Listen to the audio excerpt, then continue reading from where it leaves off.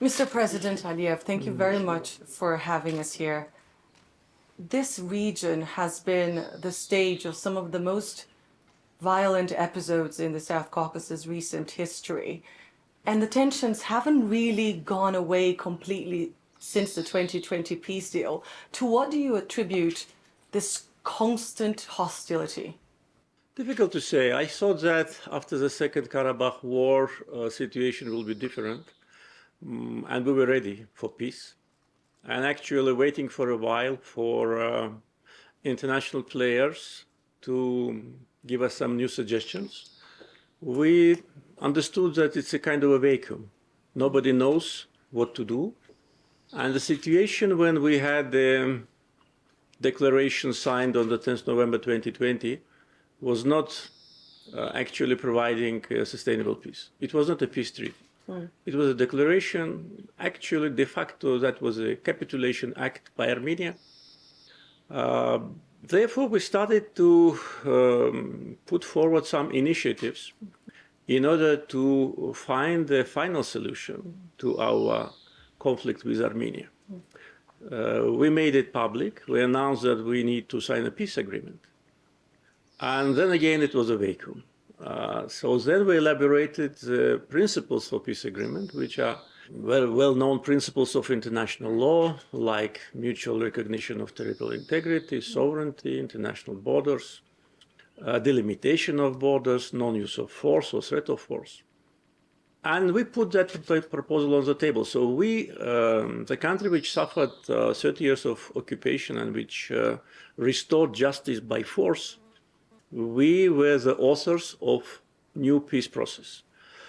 I would not say it is going very smoothly. We're still optimistic because we are now engaged in very active negotiations on the level of foreign ministers of both countries. And I was going to ask you about that. I'm sorry to interrupt, but you've just returned from Brussels from Yes. another round of peace talks. These peace talks have been filling many people with hope of lasting peace between Armenia and Azerbaijan. Are we right to be hopeful? What came out of this latest round? Yeah, I think it is right thing to be hopeful, but I can tell you that peace negotiations have been held by foreign ministers. Our meetings in Brussels, organized by President of European Council, these meetings actually allow us to touch upon very sensitive issues. For example? Like future parameters of the boundaries, because the border between Armenia and Azerbaijan has not been defined, because as soon as the Soviet Union collapsed, we faced this aggression. So how the border will look like, what will be the real situation on the ground, what will be situation with communications, because Armenia has obligation, which is signed as a result of the Second Karabakh War, to allow us access to our exclave, Nakhchivan, but still it is not happening. So main concentration on paragraphs of peace treaty are made by the ministers. Our meetings, they just create, I think, a good atmosphere. But if we see a constructive approach from Armenian side, and most important, if they totally put down all their aspirations to contest our territorial integrity, then we can find a peace solution very soon, maybe even by the end of the year. Wow. We'll get more into the negotiations later, but I'm curious to ask you, there's been many international players attempting to mediate this situation. What does the EU bring to the table, to the negotiating table? Actually, EU was not part of the mediation process during the times of occupation when we had negotiations since 1992. It was the initiative of President of European Council, Charles Michel, who invited us, and we supported that because we think that taking into account the level of cooperation between Azerbaijan and EU and Armenia and EU, I think it's natural for EU to be active, especially when after the Second Karabakh War, Minsk group was no longer functional. Actually, it is not functioning any longer. So there should have been some international institution And I thought that the EU can be the best because our relations with the EU are based on mutual respect and mutual trust and mutual interest. So this initiative now is transforming into a very active format of dialogue because we meet not only in Brussels, we also meet, for instance, at the sidelines of the European Peace Initiative format. Last time it was in Chisinau. And I think it's important because we do not allow situation to stagnate. Because if there is stagnation, if it's again kind of a break, then we are not guaranteed from any dangerous scenario. And do you think that the growing mediation of the West, the EU, but also the United States, has somewhat antagonized a more traditional power broker here in the region, Russia, or the other way around, the fact that Russia has somewhat been bogged down in Ukraine has left some space for potentially Azerbaijan and Armenia to come to common ground? Well, actually, Russia was a mediator of ceasefire agreement or declaration of 10 November 2020. And it was not United States, it was not EU. And our first meetings with my Armenian colleague were organized by Russia, in Russia. So after Russian-Ukrainian war, situation has changed. And we started to see that the United States and Europe became more active. And actually for us, it's not actually big difference who will lead the process or who will, to a certain degree, monopolize the negotiation process. Important is to come to a result. Whichever actor can produce initiatives that lead to peace agreement, we will support it. And by the way, negotiations between our foreign ministers were held in Washington. Now we got invitation from Russia to hold a round of negotiations in Russia later this month, and we agreed. So if there'll be some other location, of course we will agree, because it's important for us to come to an agreement and to have a result. Of course, understanding the certain geopolitical rivalries, some attempts of some players to be more active, but we can only appreciate that. If there's a healthy rivalry, it will lead only to good results. What would you say, because I understand you have a long historical and complex relationship with Russia, how would you say is the Russia influence in the region at the moment? Well, it's difficult for me to say about the region because the region of Southern Caucasus consists of 3 countries. And we can only observe Russia's interaction with our neighbors in the Southern Caucasus. But as far as Azerbaijan is concerned, not many things have changed because our relations with Russia were already balanced. They were based on recognition of each other's national interests and, of course, territorial integrity and sovereignty. Russia is a neighbor to Azerbaijan and a partner. We have quite a substantial trade turnover, a lot of projects related to transportation infrastructure, especially now at this moment, projects related to energy development and cultural, of course, segment is very important. You have been striking more deals, especially with regards to the energy sector. No. With the West now, no? Yeah, with the West, yeah, but that was a long time ago when we launched the initiative to build an integrated pipeline system from Baku to Italy. It started to be implemented in stages, and the final stage was implemented something more than 2 years ago. So it's already for something more than 2 years, Azerbaijan became an important gas supplier to Europe.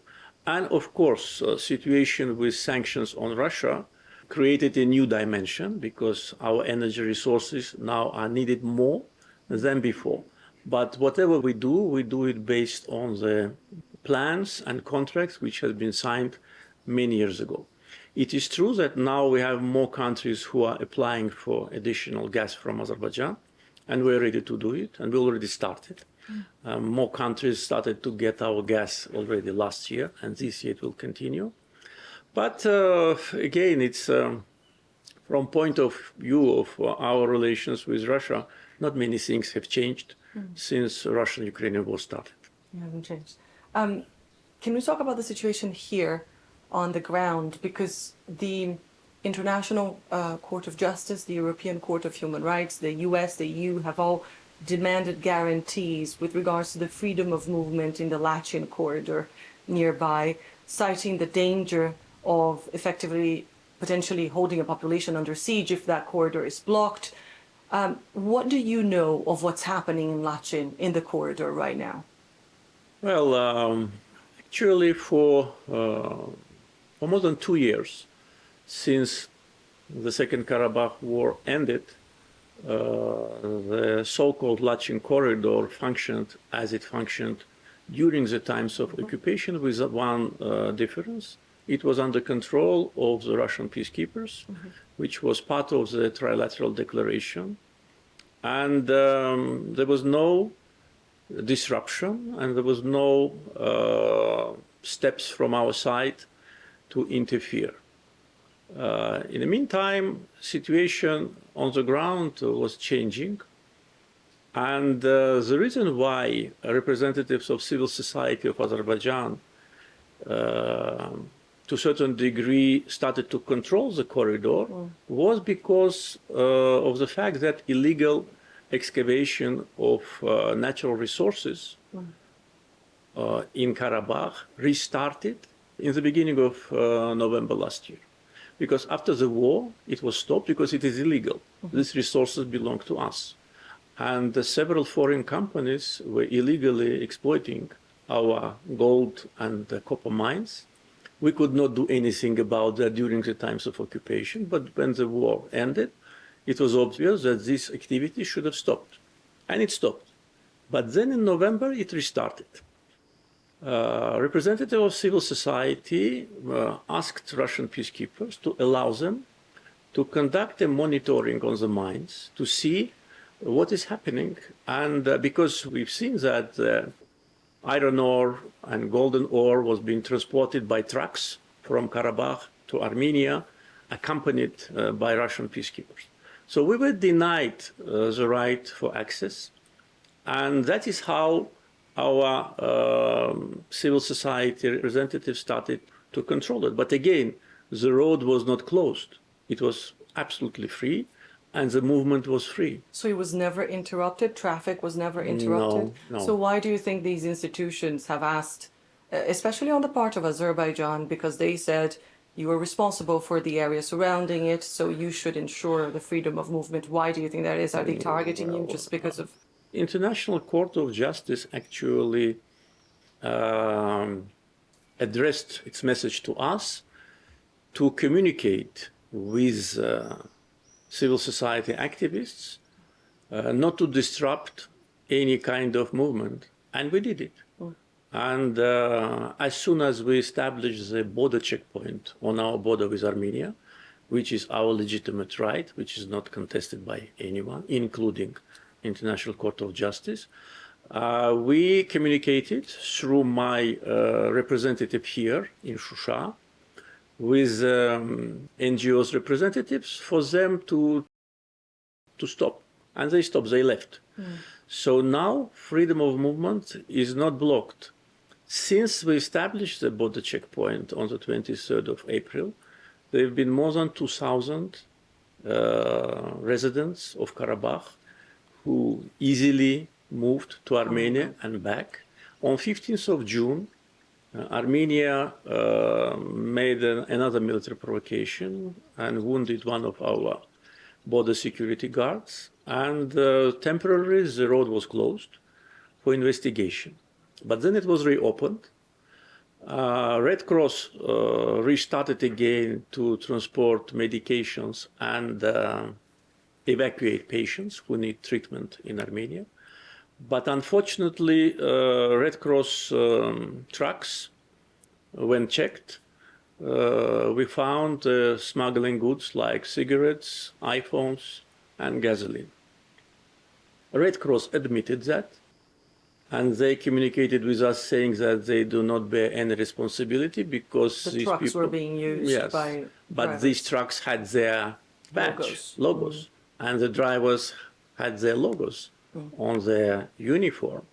So, so that's how again it was blocked, and we asked from Red Cross to stop it, and also asked them to work with us more constructively, because unfortunately, until today, their office in Karabakh is subordinated not to Baku office but to Yerevan office, and this is not acceptable, because the whole world recognizes Karabakh as part of Azerbaijan.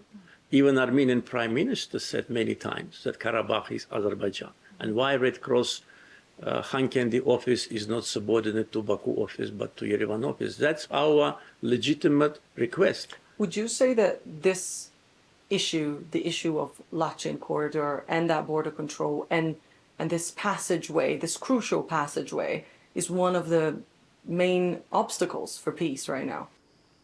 Well, I don't think so, because situation on the road Lachin-Khankendi changed on the ground on 23rd of April when we established the border checkpoint. Until that time, we had 2.5 years of time to come to peace agreement. The only stumbling block was that Armenia didn't want to recognize Karabakh as part of Azerbaijan officially. They did it by statements, by oral statements, which is also a position, but they need to sign under the document. So I don't think that these two issues are interrelated, because I hope that peace negotiations with Armenia will end with successful scenario, and hopefully in the coming months. I believe you've already answered the question I'm going to ask you now, but I'm going to ask you anyway because you're here and I won't get a chance of asking many times. Some 5,000 people lost their lives in 2020 in both sides. I was here, I came to Nagorno-Karabakh, and I met many mothers of fallen Armenian soldiers. I've also witnessed the pain and the devastation on the other side, on your side, through the work of my colleagues here in Azerbaijan. But I remember speaking to one mother in particular who told me she blamed politicians for the war and for the death of her son, saying that politicians should deal with things in a diplomatic way and not fall into the trap of a war. What would you say your mission is? Is it to win a war or to bring lasting peace? Well, to win a war was a mission of my life, of my political life, which ended successfully. So we won the war despite many factors. Political, despite factors of long-lasting infrastructure projects on the occupied territories, which made it very difficult for our military servicemen to break several defense lines. They had in some parts 5, in some parts 7 defense lines full of mines. Mm-hmm. And also, you've noticed coming from Fizuli that the road climbs up. Mm. So that's how our military servicemen came here. Mm-hmm. The road which you came, the Victory Road, as I called it later, did not exist. Mm. It was a road how our military servicemen were moving towards Shusha. They were climbing these rocky mountains. So despite these factors, despite strong political support from many countries which have big Armenian diaspora, we did what was right to do. We restored justice and we restored our territorial integrity. We fought on our land. We didn't fight on Armenian land. And we won. So that was a mission number 1, which is over. And now we talk about peace. And for a country which suffered 30 years of occupation, because the territory which was under occupation is totally ruined. Shusha was not totally ruined because there were illegal settlements in Shusha. They wanted to resettle Armenians from Middle East, and there have been a couple of thousand Armenians living here. That's why not all the cities have been destroyed. But Fizuli, totally leveled to ground. Agdam, the same. Almost 1 million Azerbaijanis were deprived from their homes. So despite all that pain, we did not take revenge. I said we will take revenge on the battlefield, but as soon as Armenia gave us dates when they will withdraw from all the territories, which I demanded from the first day of the war, we stopped. And then we started to talk about peace. So now peace is on our agenda. If Armenia wants peace, we will reach it, because we do not have any territorial claims to Armenia, and we don't want them to have any territorial claims to Azerbaijan. People who live in Karabakh, in an area which is controlled now temporarily by Russian peacekeepers, they live in Azerbaijan, and they should choose whether to live as citizens of Azerbaijan, as ethnic minority, as any other ethnic minority, which Azerbaijan is rich of, or to leave. So this is their choice. It's not because we want them to leave, or as Armenia accuses us, we organize ethnic cleansing. No, we give them a choice, because how can they live on our territory being a citizen of either Armenia without any legal permission, or a citizen of so-called Nagorno-Karabakh Republic, which is not recognized by anyone. So I think this is a legitimate approach. It is in line with international practice. It's in line with the practice which we see in many European countries, which also fight against separatism. And now we see how Europe and the West is united to help Ukraine to fight against separatism. And why, in our case, our fight against separatism is treated differently. Why Georgia's approach to separatist regions is fully understood by Western communities and politicians, and our legitimate, the same origin desire to put an end to separatism is under question. Why Spain do not allow Catalonia to have a referendum? Those are 5 or 6 millions.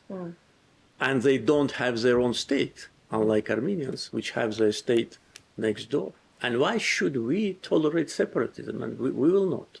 You have already issued messages as well of reassurance towards the population that stayed, saying that they will be allowed to stay if they want to, yes, and protected and, yes, and allowed to live here.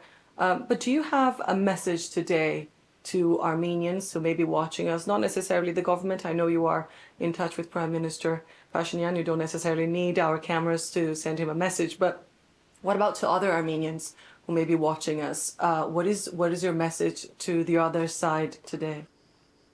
Well, I never thought about that, because that's the first time in my life I'm asked this question. Really? Yes. I think I would separate the question in two. First, if they listen to what I say, message to Armenians in Armenia, that we want to have peace with their state. We don't have territorial claims to Armenia, though hundreds of thousands of Azerbaijanis lived in Armenia before the war and were totally ethnically cleansed. And their cultural and religious heritage was totally destroyed. Nevertheless, we don't have any territorial claims, but we think that Azerbaijanis who have been deported forcefully from Armenia have a right to return when Azerbaijan and Armenia will normalize their relations and establish diplomatic relations. Another message to them is to clearly realize the current geopolitical situation and the balance of forces. For many years, leaders of Armenia were persuading their people that they have the strongest army in the world, that if the war starts, they will come to Baku, that Azerbaijan will not fight for its lands, that Azerbaijan is already agreed for occupation. All these narratives which were absolutely false and was nothing more than propaganda. So the war destroyed that narratives, and not only that, it also destroyed a lot of ideological, I would say, columns of Armenian state. They realized that they lost the war, and most probably it was very painful for them psychologically. So now when we say that we want peace, it's not because we are weak and we are seeking for peace. No, they know that we are much stronger. It's because we want this black page of our history to be turned down. We don't want another war, neither today nor ever in the future. So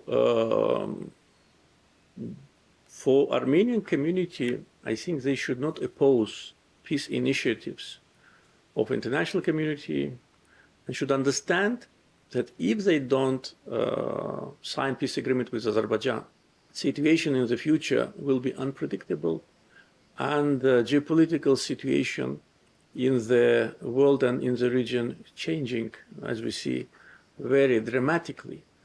And part of their hopes for their security vanished completely. Now they're looking for new security guarantors. And who is ready to have a standoff with Azerbaijan on the battlefield in this area, especially after what we demonstrated during the war and after we increased our defense capability after the war? Is there anyone ready to fight for Armenians against us? I doubt it. So, and also another message, which I already conveyed to Armenian government, in this particular situation, for them the choice is not the best and the very best. For them the choice is among very bad and acceptable. But acceptable based on common sense, on international law, and on recognizing the rights of Azerbaijanis to live on their own land, which they deprived us for 30 years. And for Armenians in Karabakh, I'd like to remind them that we started contacts with them spontaneously. Actually, it was mainly people-to-people contacts when we started to build a new Lachin road, which passed through several villages where Armenian population lived. And I was informed that the contacts have been established between our road construction workers and Armenian community, and immediately they have became almost friends. If in the first months of the construction, Russian peacekeepers were providing security for both sides, so then they just left. And there was no Russian peacekeepers, and they were easily communicating.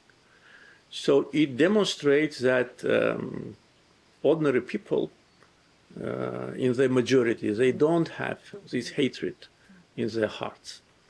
And for Armenians in Karabakh, they should not follow their so-called leaders. These leaders were lying to them all the time, current and previous. Before the war, during the war, that they are winning. Even when we took control of Shusha, they were telling that Shusha is under their control. They know it very well. They should not become a hostage of today's clique, which captured power in Karabakh and whose main objective is to provide their own interest. Here in Shusha, there are 3 villas built during the times of occupation. And if you are interested, maybe they can show it to you. And these villas were built for the leaders of Karabakh Armenians. They built it for themselves. The city was totally in ruins. What you see now, it's a beginning of our reconstruction process, including this Karabakh hotel, including the mayor's office, including hotels and everything. They built free villas in the best part of the city for themselves.